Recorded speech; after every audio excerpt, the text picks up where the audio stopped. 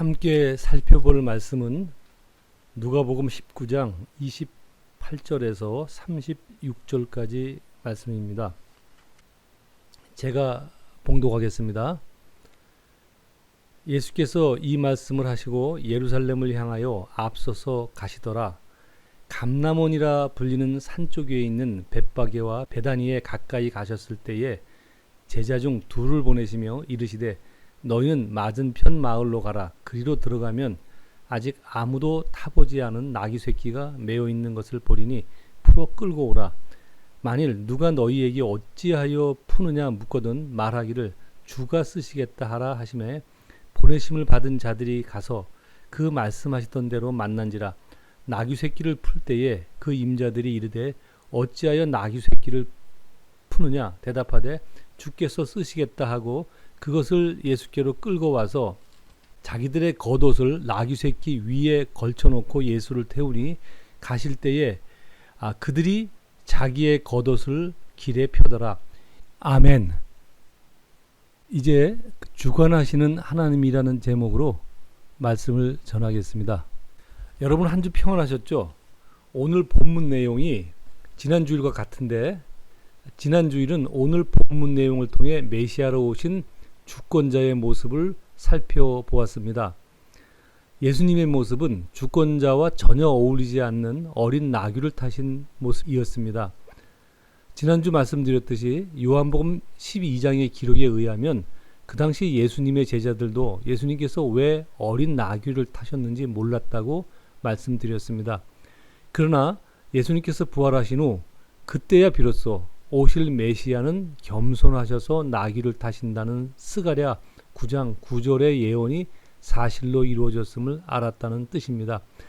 저는 지난주 그 내용을 근거로 오늘날 예수를 주로 믿는 사람은 예수님께서 보여주신 그 표적을, 즉 그 사인을 잘 기억해야 한다고 말씀드렸습니다. 왜냐하면 메시아로 오신 예수님께서 그렇게 겸손한 모습으로 자신을 나타내 보이셨는데 오늘날 예수님을 따르는 사람들은 예수님과는 정반대의 이유로 예수를 따르고 있기 때문입니다. 즉 예수를 믿어 세상에서 조금 더 권세를 누리기 바라고 예수 믿은 대가로 조금 더 남보다는 높은 위치에 있기를 바라는 분이 많기 때문입니다. 그 사실에 대하여 예수님은 마태복음에서 이렇게 말씀하셨습니다. 예수께서 제자들을 불러다가 이르시되 이방인의 집권자들이 그들을 임의로 주관하고 그 고관들이 그들에게 권세를 부리는 줄을 너희가 알거니와 너희 중에는 그렇지 않아야 하나니 너희 중에 누구든지 크고자 하는 자는 너희를 섬기는 자가 되고 너희 중에 누구든지 으뜸이 되고자 하는 자는 너희의 종이 되어야 하리라. 마태복음 20장 26절 말씀이었습니다. 들으셨죠? 세상 사람들이 그럴지라도 너희는 그러지 않아야 한다고 분명하게 말씀하셨습니다. 그러므로 예수님을 따르는 우리는 오늘 본문의 예수님의 모습을 늘 기억해야 합니다. 예수님의 그런 모습은 어떤 능력보다 어떤 권세보다 높은 하나님 나라의 가치라는 사실을 잊으면 안 됩니다. 여기까지가 지난주 설교 내용이었고 오늘은 같은 본문 내용을 가지고 조금 다른 부분을 말씀드리려고 합니다. 지난주는 주관자의 모습이었는데 그가 주관자 되심을 오늘 본문을 통해서 조금 더 나타내려고 합니다. 지난주 말씀드린 대로 누가는 그 내용을 기록하고 있지 않지만 마태와 요한은 예수님께서 어린 나귀를 타신 것이 구약 스가랴 선지자가 예언한 내용이 이루어진 것이다 라고 분명하게 말씀하고 있습니다. 구약 성경에는 그렇게 오실 메시아에 대한 예언이 약 300군데 기록되어져 있습니다. 예를 들면 그가 처녀의 몸에서 오실 것이라는 예언은 창세기 3장 15절에도 기록이 되어져 있고 아주 구체적으로는 이사야서 7장 14절에 기록되어져 있습니다. 이렇게 기록되어져 있죠. 주께서 친히 징조를 너희에게 주실 것이라. 보라, 처녀가 잉태하여 아들을 낳을 것이요 그의 이름을 임마누엘이라 하리라. 예. 그런가 하면 메시아가 베들레헴에서 나실 것이라는 예언은 미가서 5장 2절에 이렇게 기록되어져 있습니다. 베들레헴 에브라다야 너는 유대 족속 중에 작을지라도 이스라엘을 다스릴 자가 내게서 내게로 나올 것이라. 또한 베들레헴에서 나신 예수님이 나사렛에서 사실 것에 대하여 이렇게 기록되어져 있습니다. 물론 그 사실이 선지서 어디에 정확하게 기록되어져 있는지는 불분명합니다.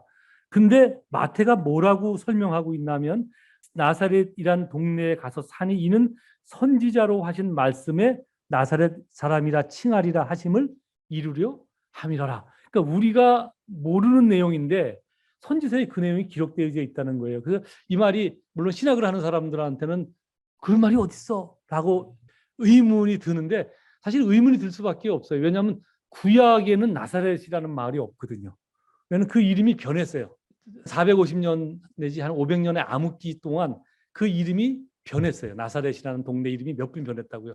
구약에 나사렛이었던 동네 이름이 넷제르라는 그 이름인데 넷제르에서 자랄 것이라는 예언이 이사야서에 기록이 되어 있거든요. 11장 1절에 보면 이렇게 되어 있어요. 이새의 줄기에서 한 싹이 나며 그 뿌리에서 한 가지가 나서 결실할 것이요 그랬는데 그 가지가 넷제르, 넷제르.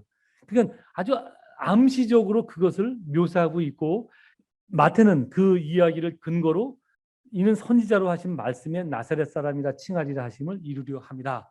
하신 말씀으로 이렇게 소개를 하는 것입니다. 그뿐 아니라 오실 메시아가 온갖 고난을 받을 것에 대한 예언은 이사야서 53장에 아주 자세하게 기록되어져 있지요. 제가 아주 자주 인용하는 구절인데요. 이렇게 기록되어져 있습니다. 그가 찔림은 우리의 허물 때문이요. 그가 상함은 우리의 죄악 때문이라. 그가 징계를 받음으로 우리는 평화를 누리고 그가 채찍에 맞음으로 우리는 나음을 받았도다. 그가 곤욕을 당하여 괴로울 때에도 그의 입을 열지 아니하였음이래요. 마치 도수장으로 끌려가는 어린 양과 털 깎는 자 앞에서 잠잠한 양같이 그의 입을 열지 아니하였도다. 그는 곤욕과 신문을 당하고 끌려갔으나 그 세대 중에 누가 생각하기를 그가 살아있는 자들의 땅에서 끊어짐은 마땅히 형벌받을 내 백성의 허물 때문이라 하였으리요. 그는 강포를 행하지 아니하였고 그의 입에 거짓이 없었으나 그의 무덤이 악인들과 함께 있었으며 그가 죽은 후에 부자와 함께 있었도다. 예. 여러분 고난 당할 것도 예언되어 있지만 강도와 함께 십자가에 달리실 것 그의 무덤이 악인들과 함께 되었고 그것도 예언되어져 있고 그 후 부자였던 아리마대 요셉의 묘에 안장되실 것까지 그가 죽은 후에 부자와 함께 있었도다. 이런 내용들로 예수님의 모든 것이 아주 자세하게 구약 성경에 예언되어져 있습니다. 그러한 예언 중 오늘 본문과 관련된 이 스가랴의 예언도 아주 대표적인 메시아 예언입니다. 예수님께서 어린 나귀를 타실 것에 대하여 지난 좀 읽어드렸지만 제가 또 한번 읽어드리겠습니다. 이렇게 기록되어져 있습니다. 시온에 따라 크게 기뻐할지어다 예루살렘에 따라 즐거이 부를지어다 보라 너의 왕이 너에게 임하나니 그는 공의로우며 구원을 베푸시며 겸손하여서 나귀를 타시나니 나귀의 작은 것 곧 나귀 새끼니라. 여러분 제가 쭉 구약에 기록되어 있으면 예언에 대해서 말씀을 드렸는데 놀랍지 않습니까? 분명 스가랴서의 9장 9절 오늘 본문과 관련돼서 여기로 제안을 하면 그 9장 9절 말씀은 기원 전 약 500년 전의 기록입니다. 넓게 보면 BC 520년, 좀 짧게 보면 대략 한 500년 정도의 기록된 내용이 스가랴서의 내용입니다. 근데 그 옛날의 기록이 역사의 현장에서 아주 정확히 실현된 것입니다. 오늘 설교를 통해 함께 살펴보려고 하는 부분이 바로 그 내용입니다. 즉, 그 놀라운 일이 역사 속에서 어떤 과정을 통해서 사실로 될 수 있었는지 하는 것을 살펴보려고 합니다. 여러분, 이 놀라운 일이 일어나기까지 역사의 현장에서 어떠한 일이 있었는지 아십니까? 자주 말씀드린 대로 이스라엘은 하나님의 말씀을 거역하고 우상 숭배하다가 결국 BC 586년에 바벨론이라는 나라에 의해서 망합니다.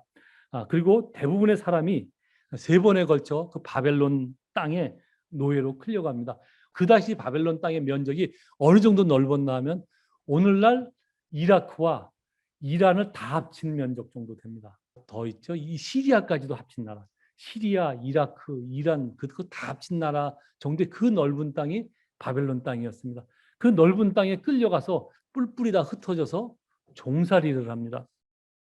당시 그 바벨론은 중동 지역에서 가장 강한 패권 국가였습니다. 그런데 강대국에 망한 이스라엘이 역사적으로나 현실적으로나 다시 역사 속에 한 나라로 회복될 가능성은 전혀 없었습니다. 그죠? 제가 역사적이라고 말씀을 드린 이유는 역사 속에 존재했던 그 당시 어떤 나라도 전쟁에 패하여 나라가 없어진 후에 다시 나라를 일으킨 예가 없기 때문에 그렇습니다. 왜 그러냐면 그 당시 전쟁 문화가 그랬거든요. 오늘날과 같이 유엔이 있고 국제 협약이 있다면 전쟁을 해서 이겼을지라도 함부로 못 하잖아요. 뭐 포로도 되돌려 때로는 줘야 되고 군인이 군사 지역이 아닌 곳에 폭격도 가할 수 없고 이런 것들이 오늘날의 전쟁 문화라면 이 당시엔 그런 거 없어요. 그냥 쳐들어가서 완전히 다 진멸을 시켜버리고 모든 것을 빼앗아 올 수 있고 모든 사람을 끌어다 다 노예로 썼습니다. 왜냐하면 그 당시 노예는 있으면 있는 만큼 좋았잖아요. 그죠? 도로를 얻던 성을 짓든 집을 짓든 모든 노역 동원에 노예가 필요했기 때문에 노예는 있는 대로 필요했습니다. 그러니까 끌어다가 노예로 쓰기 시작하면 그 사람들이 다시 풀려나서 자기 나라를 회복한다는 것은 현실적으로 있을 수도 없고 역사적으로도 있은 예가 없었습니다. 그런데 여러분 이스라엘의 경우 놀라운 기적이 일어납니다. 바벨론에 종살이하던 사람들이 그것도 한 100여 년이 지나서 그죠? 길게 보면 140년 정도 돼요. 왜냐하면 아까 제가 3번에 걸쳐서 끌려갔다고 그랬잖아요. 제일 처음에 끌려간 그 시점과 3번에 걸쳐서 되돌아오거든요. 맨 마지막에 돌아온 그 기간을 합치면 대략 140년 정도 됩니다. 어쨌든 평균 잡아서 한 100여 년 정도의 시간이 흘렀는데도 놀라운 일이 일어납니다. 그 바벨론에 종살이하던 사람들이 유대 땅에 돌아와서 이스라엘이라는 나라를 다시 회복시키잖아요.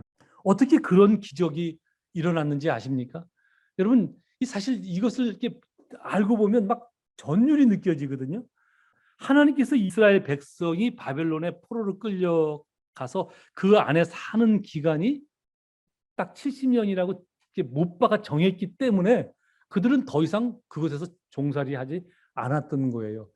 제가 표현을 이상하게 해서 여러분들이 뻥쳤을 것 같은데 하나님이 그렇게 말씀하셨기 때문에 현실적으로 70년 정도 말이 안 되는 그 역사적 상황인데 그 시대에 역사적으로 현실적으로 불가능한 일이 벌어졌다는 것입니다.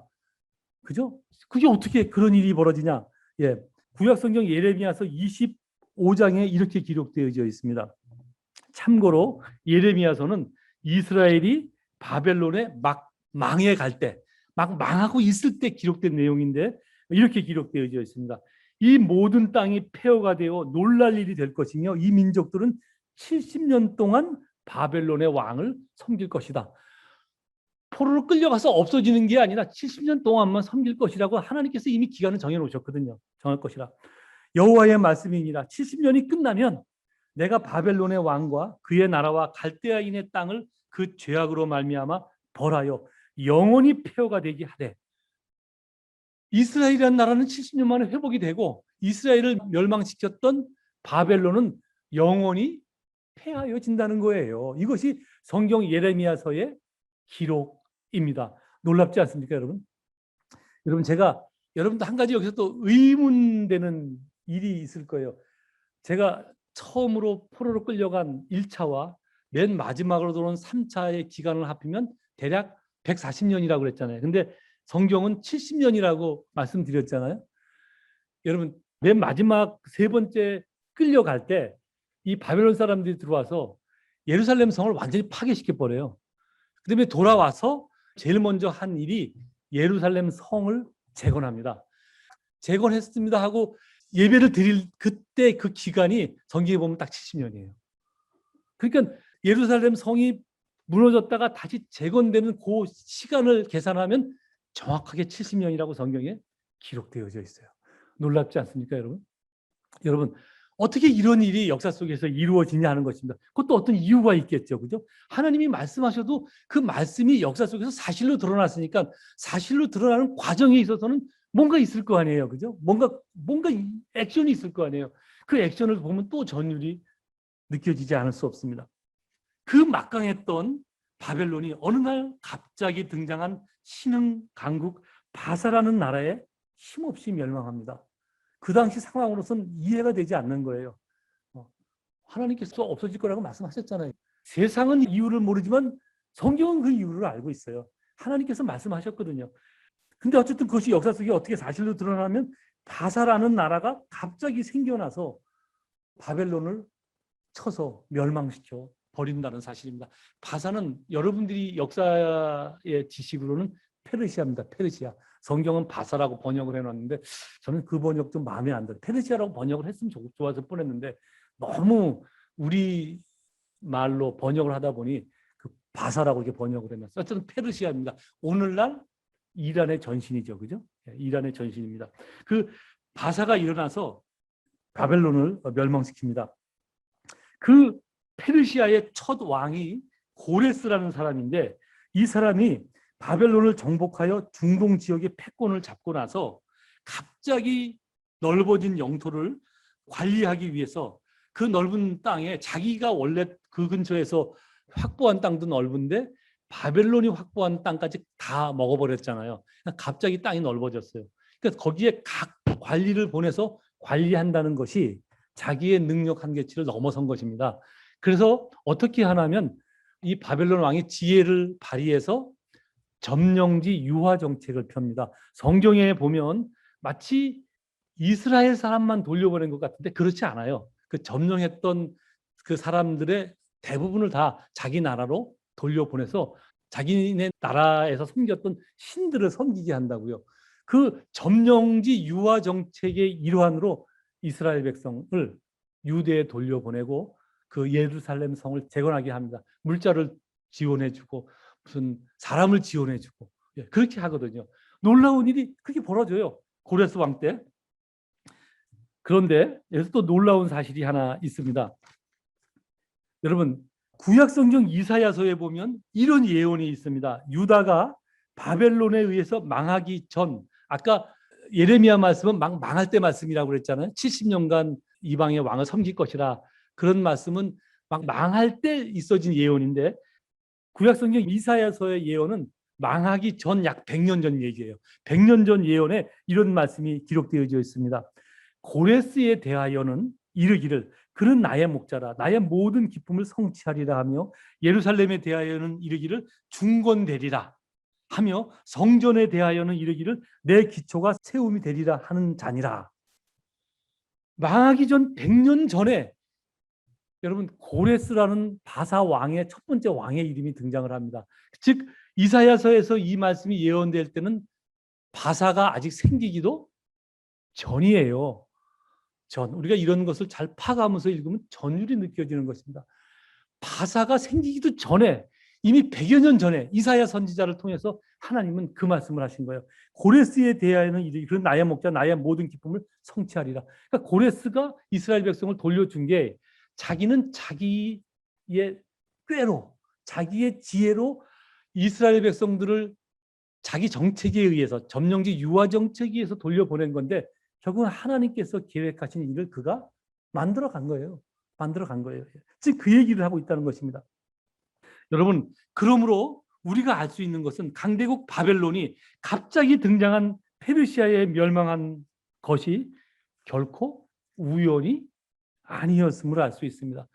그 일이 벌어질 때는 어마어마한 희생도 따랐고 전쟁이 있었으니 얼마나 큰 싸움이 있었겠어요. 죽고 살기로 싸우고 별난 일이 다 있었겠지만 어쩔 수 없이 전쟁이 났겠죠. 근데 그 전쟁조차도 우연한 것이 아니었음을 우리는 성경의 안목을 통해서 깨달을 수 있는 것입니다.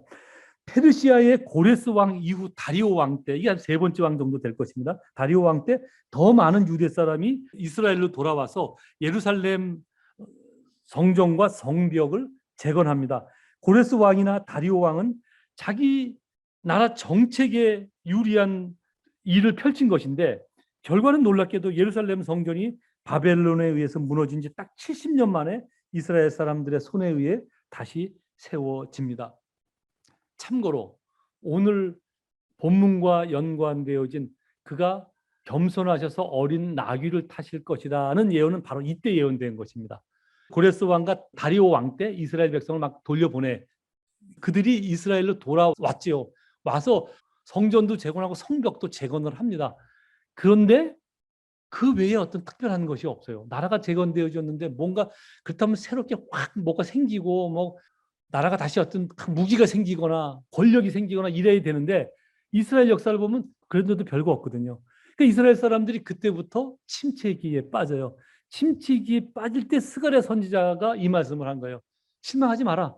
너희 나라에 왕이 꼭 온다. 왕이 오는데 어떻게 뭐냐? 겸손하에 서서 나귀를 타고 오실 것이다. 그 예언한 내용이 스가랴서 9장 9절 말씀이란 말이에요. 스가랴서 예언이라고요.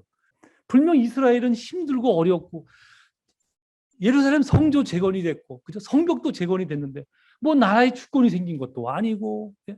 뭐 혹시 기회가 되면 또 말씀드리겠지만, 그 이후로 이스라엘이 어느 나라한테 또 당하기 시작하면 그리스한테 당합니다. 알렉산더 대왕한테 오지게 당하거든요. 알렉산더 대왕이 죽자 그 아들한테 오지게 당합니다. 그리스가 조금 이제 힘이 약해져서 야 이제 좀 우리가 회복될 수 있을까라고 생각을 한 적이 있어요. 한 잠시 동안 한 몇십 년 동안 그런 기회가 있었는데 웬걸 그러면 로마가 일어나서 이스라엘을 완전히 점령해 버립니다. 아시겠지만 AD 70년에 이스라엘은 지구상에서 없어져요. 아예 없어져요. 예. 존재 자체가 없어집니다. 나라 자체 이름이 없어집니다. 그런 일이 벌어지거든요. 근데 어쨌든 이스라엘 이 성전도 재건하고 성벽도 재건해서 뭔가가 좀 희망이 돋보였으나 자기네 희망이 현실로 드러나지 않을 때 스가랴 선지자가 왕이 온다. 분명하게 이 땅에 왕이 온다. 어떻게? 그는 겸손하셔서 어린 나귀를 타시고 오실 것이다. 라고 예언을 한 내용이 오늘 본문과 상관이 있는 그런 내용입니다. 여하튼 예레미야서를 통해서 말씀하신 70년 동안 종살이할 것이라는 말씀이 역사 속에서 사실로 드러난 것입니다. 오늘 제가 두 구절을 더 읽어드렸는데요. 왜냐하면 예수님께서 예루살렘에 들어가실 때 사람들이 뭐라고 외치냐면 이스라엘의 왕이요, 그죠? 왕이요 하고 외쳤습니다. 그런데 예수님께서 왕으로 입성하실 것에 대하여도 성경이 예언을 하고 있다는 사실을 아십니까? 다니엘서 9장 25절에 이렇게 기록되어 있습니다. 참고로 다니엘서는 이스라엘이 바벨론 땅에 포로로 생활할 때 아주 호독하게 포로 생활을 시작할 때 다니엘은 처음에 1차로 끌려간 사람이거든요. 그 위에 2차, 3차 막 끌려오는데 1차로 끌려가서 호되게 포로 생활을 시작할 때 그때 다니엘을 통해서 말씀을 하십니다.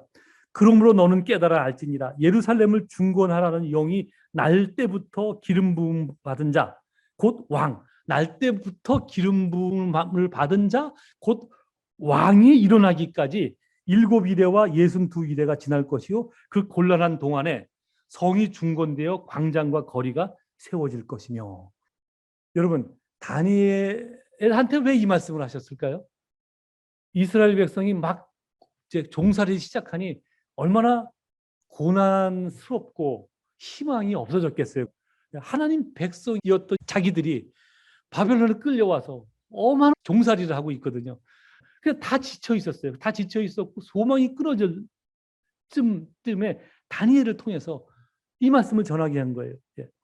예루살렘을 중건하라는 영이 있을 거다. 언제? 69일에가 지나서 그 영이 있을 것이다. 그때 곧 기름 부음을 받은 왕이 일어난다.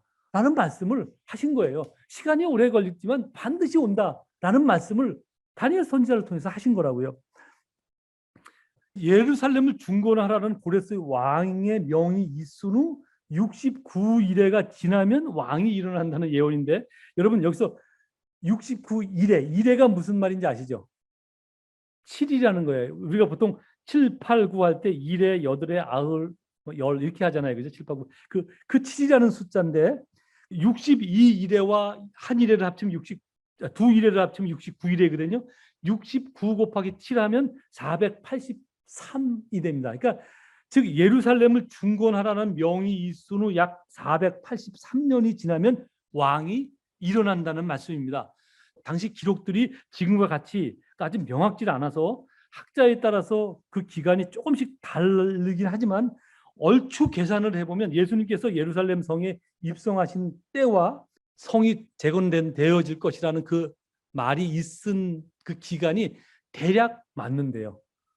대략 아까 말씀드렸잖아요. 스가랴 선지자가 예언한 것이 대략 500년 전이라고요.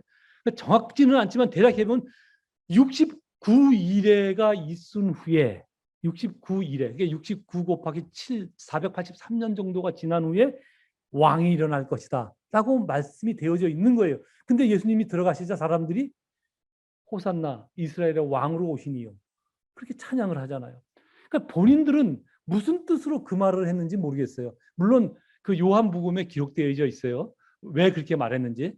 기회가 되면 그 부분도 조금 나중에 설명을 드리겠습니다. 어쨌든 왜냐하면 제가 왜 모른다고 말씀은 일주일도 안 돼서 이날이 주일이었거든요.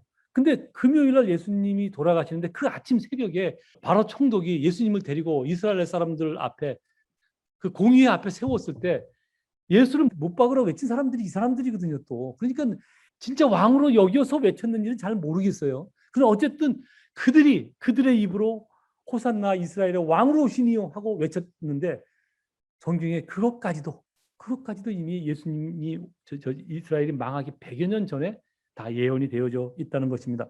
여러분, 우리 속담에 하나를 보면 열을 안다는 말이 있잖아요. 그 말은 사실 오늘 본문과 같은 구절을 대할 때 우리는 잘 적용해야 돼요. 엉뚱한 곳에 그런 말 적용하지 말고요. 오늘 본문에 놀라운 사실을 말씀해 주고 있잖아요.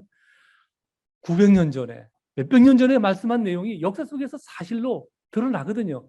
이러한 것들을 볼 때 하나를 보면 열을 안다는 사실을 우리는 적용해야 된다는 것입니다. 여러분, 오늘날도 여전히 이 세계와 역사가 하나님의 주권 속에 있다는 사실을 여러분은 아십니까? 왜냐하면 성경에서 말씀하는 역사가 끝난 게 아니잖아요. 어떻게 안 끝났죠? 예수 그리스도가 다시 오실 것이라고, 오늘 찬양도 우리 그런 가사가 있었잖아요. 예수 그리스도가 다시 오실 것이라고 예언되어져 있기 때문에 그것이 이루어지기까지 이 역사는 흘러가게 되어 있어요. 어디로? 그 결과가 있을 때까지. 그렇다면 그 역사를 누가 주관해 가시죠? 사람들은 자기가 주관해 간다고 생각하고 있어요. 사람들은 과학이 이끌어 간다고 생각하고 있습니다.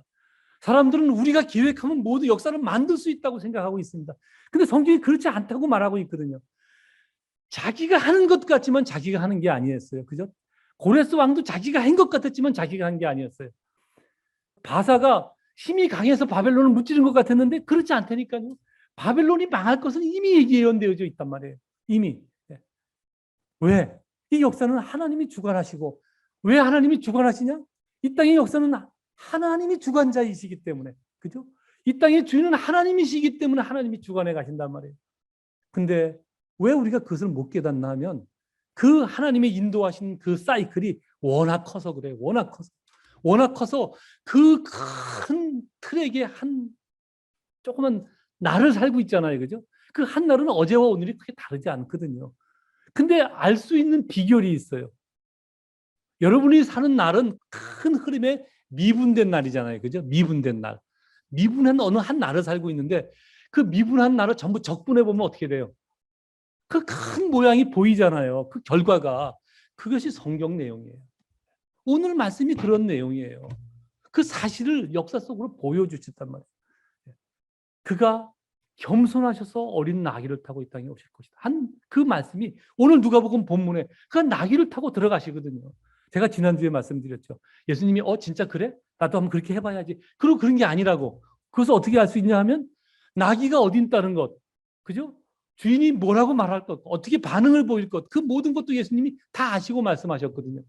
그러니 그것을 어떻게 본인이 나귀를 나귀를 타볼까 하는 것은 할 수 있겠지만 어떻게 어린 나귀가, 사람을 한 번도 태워보지 않은 나귀가 예수님을 태울 수 있는지 제가 말씀드렸죠. 사람을 한 번도 실어보지 않은 나귀는 아무것도 그 등에 갖다 댈 수 없다고. 왜요? 들뛰거든요. 근데 그 모든 일이 이루어지거든요. 예수님이 타시자 아무 일도 없었다는 듯이, 마치 늘 그랬다는 듯이 예수님을 태우고 예루살렘 성을 향하여 나가고 있었지 않습니까? 그죠? 그리고 그 나귀 주인은 우습지 않아요? 자기가 주인인데. 주인이 쓰시겠다 그러니까 아무 말하고 내어주잖아요. 근데 주님이 그럴 것이라고 말씀하셨잖아요. 그러니까 예수님이 자신 마음대로, 자기 마음대로 그렇게 한번 그 흉내를 한번 내볼까 하신 것이 아니라고 제가 말씀을 드렸잖아요. 그 놀라운 일이 역사 속에서 벌어졌다는 것입니다. 이 사실이 굉장히 중요합니다. 여러분, 그러므로 구약의 예언이 약 500년이 지난 후 기록된 말씀대로 예수님께서 어린 나귀를 타시고 왕이라 칭함을 받으며 예루살렘 성에 들어가셨다는 오늘 본문과 같은 말씀을 대할 때 우리는 어떤 인식이 있어야 됩니다. 그죠? 읽고 그냥 아 그래? 이러고 흘러가면 안 돼요. 근데 너무나 그런 현상이 만연해 있습니다. 오늘날 어떤 인식이 있어야 됩니다. 시간이 흘렀지만 여담을 말씀을 드리면 약 8, 90년 전에 저희 나라에 복음이 처음 들어올 때 우리나라의 성도들은 여러분보다 2000% 무식했습니다. 성경을 잘 몰랐어요. 왜? 글을 못 읽는 사람이 대부분이었거든요. 근데 여러분 그들의 믿음은 죄송합니다. 오늘날 저와 여러분의 믿음보다 너무너무 월등합니다. 그분들은 말씀을 대하면 그 말씀을 아주 진지하게 받아들였거든요. 아주 깊게 받아들였다고. 오늘날 이런 말씀을 대할 때도 여러분들은 아 그래? 그냥 그런 일이 있었어? 나귀를 타셨나? 그러고 그냥 읽고 넘어가 버린다는 것입니다. 여러분 우리가 이런 말씀을 대할 때 어떤 인식이 있어야 돼요. 그게 무슨 인식이냐? 눈에 보이지 않지만 세상을 주관하시는 분이 계시구나. 그분이 하나님이시구나 라는 인식이 있어야 됩니다. 하나님의 말씀이 다 사실로 이루어졌으니까. 그죠?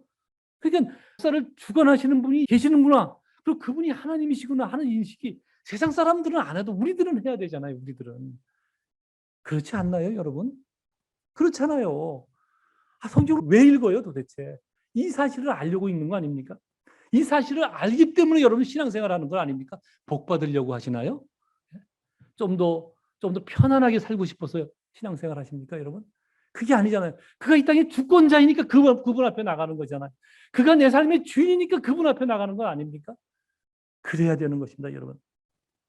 오늘날 우리를 안타깝게 하는 것은 성도들마저도 하나님께서 주관하시는 역사에 대하여 아무런 긴장이나 기대감이 없다는 사실입니다. 예수 믿는다는 사실이 불교 신앙의 부적 정도 같이 여깁니다. 혹은 세상 사람들이 사는 복권 정도 취급합니다. 그게 뭔지 아세요?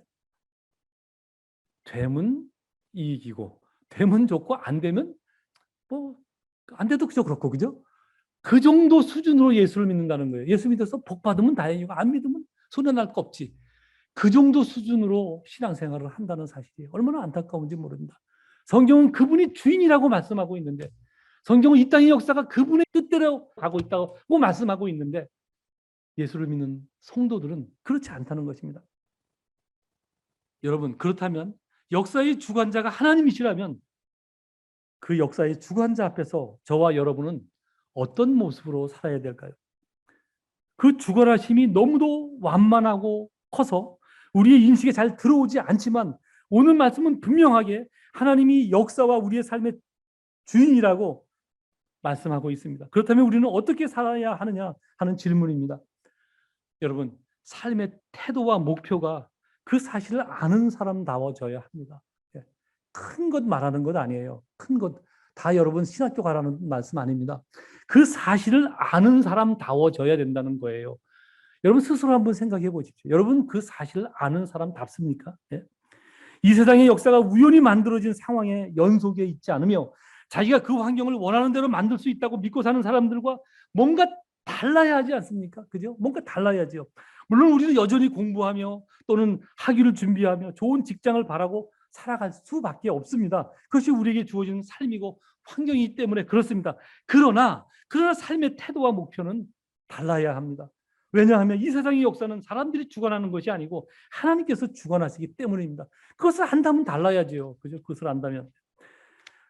다 그 사실을 안다면 당연히 그 주관자가 원하는 것이 무엇인지, 그 주관자가 어디를 향하여 우리를 인도하고 계시는지 우리는 관심을 가져야 되잖아요. 그죠? 그 관심 갖는 모습이 신앙과 삶의 현장에서 나타나야 된다는 것입니다. 그것이 달라야 되는 거예요. 뭐 기독교인이 세상 사람들과 뭐가 달라요? 다르긴. 막말을 좀 할게요. 개뿔 뭐가 다릅니까? 솔직한 얘기로. 성품이 달라요? 제 스스로 봐도 저도 안 그런 것 같아요. 제 스스로 봐도 안 그런 것 같아요. 뭐가요? 안 믿는 사람 저보다 훌륭한 사람 훨씬 더 많아요. 제가 봐도. 뭐가 달라요 도대체? 다른 것이 있잖아요. 어떤 사실을 안다는 게 다른 거예요. 이 땅의 주인이 하나님이시라는 걸 알고 우리는 그 사실을 안다는 것 때문에 그 앞에 나갔잖아요. 그러면 자꾸 뭔가가 돌이켜봐야 되잖아요. 자기 자신을 돌이켜보고 자기의 삶을 생각해보고 그래야 되잖아요. 계속 그렇게 하면서 매일에 우리가 연약하기 때문에 주님은 우리의 연약함도 아시거든요. 그래서 우리는 매일의 삶 속에서 조금씩 미세 조정을 하면서 사는 거예요. 그것이 우리의 신앙의 삶이라고요. 그것이 우리의 신앙의 삶. 네. 그래서 저는 제 개인적으로는 그래요. 그러한 신앙의 삶의 모습을 잘 보여주는 성경 말씀이 구약 성경의 여호수아 말씀이거든요. 그래서 제가 여지까지 여기 와서 늘 그래왔어요. 신약 성경 한 권을 강해하고 그것이 끝나면 다시 구약 성경 가고 구약 성경 끝나면 다시 신약으로 했는데 누가복음 끝나면 여호수아서를 제가 강의 한번 할까 하는 생각을 하고 마음속에만 준비하고 있습니다. 아직 시간이 좀 있어서 뭐 좀 더 책도 구하고 뭐 여러 가지 참고 자료도 살펴야겠지만 어쨌든 그러고 있습니다. 여러분, 우리는 달라야 된다면 바로 그 부분이 달라야 됩니다. 거기에 맞는 삶의 목표를 갖고 그 사실에 맞게 사는 것이 성도의 삶이어야 합니다. 세상 사람들과 똑같이 성공을 바라고 편한 삶을 바라고 높아지기를 바라면서 세상 사람들은 자기 욕심에 의해서 그걸 그렇게 한다면 여러분들은 예수를 믿는 믿음으로 그런 차이가 있으면 안 돼요. 무엇을 근거로 그것을 바라느냐는 차이가 있으면 안 돼요. 그건 차이가 아니에요. 그죠? 그건 차이가 아니라니까요. 근데 그 차이로 만족하는 사람들이 얼마나 많은지 모릅니다. 여러분, 제가 이제 말씀을 맺으면서 주의 이름으로 권면드립니다. 조금 더 한 발짝 더 예수님 앞에, 하나님 앞에 나아가십시오. 어떻게? 예, 기도함으로, 말씀을 대함으로, 또 예배에 그 마음을 집중함으로 하나님 앞에 더 가까이 가십시오. 예, 열심히 공부도 하지만 성경도 좀 읽으시고, 또 시간 내서 기도도 하시고, 하나님을 찾으시고, 그렇게 하십시오. 성령을 통해서 하나님께서 여러분 한 사람 한 사람을 향한 당신의 뜻을 알려준다고 말씀하고 계시거든요. 그러니 얼마나 우리가 복받은 사람들이냐 하는 것입니다. 이제 그 차지도 덥지도 않은 애매한 신앙의 삶을 멈추고 한 발 더 주님께 가까이 가서 그분 앞에서 공부하고 그분 앞에서 여러분의 삶을 사십시오. 그리고 좀 더 기도하고 하나님의 말씀을 좀 더 가까이 읽으십시오.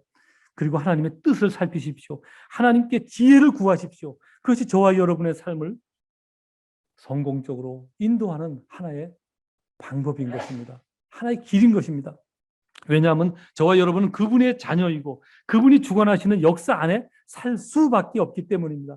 그리고 마지막 한 가지 더 말씀드리면 우리의 달라진 삶의 태도와 목표는 전 삶의 영역에서 드러나야 합니다. 가정과 학교와 직장과 삶의 현장인 이웃에게서 그러한 모습이 그 다른 모습이 드러나야 합니다. 배려하고 용서하고 기다려주고 돌아봄으로 여러분 그러함을 나타내 보이십시오. 그리고 참아내고 세워주십시오. 우리가 아무리 그렇게 많이 베풀어도 결코 우리에게 허락된 하나님의 계획이 줄어들지 않기 때문에 마음 놓고 해도 괜찮습니다. 마음 놓고 남을 위해서 그렇게 하십시오. 바라기는 오늘이라는 날을 내가 살고 있지만 사실은 하나님이 주관하시는 역사 안에 있다는 사실을 깨달아 늘 감사와 평안을 잊지 말고 아울러 성도로서 그 사실에 합당한 삶을 사는 저와 여러분이 되시기를 간절히 소망합니다. 아멘. 기도하겠습니다.